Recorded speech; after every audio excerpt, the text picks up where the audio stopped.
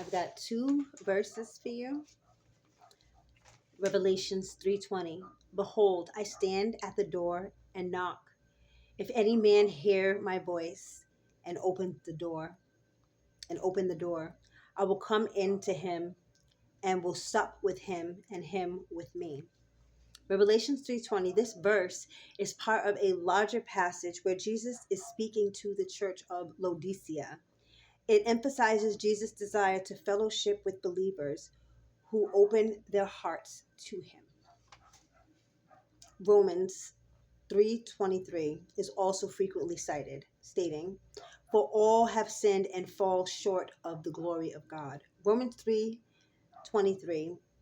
This verse is part of Paul's letter to the Romans and is often quoted to explain the human condition and the need for salvation through faith in Jesus Christ.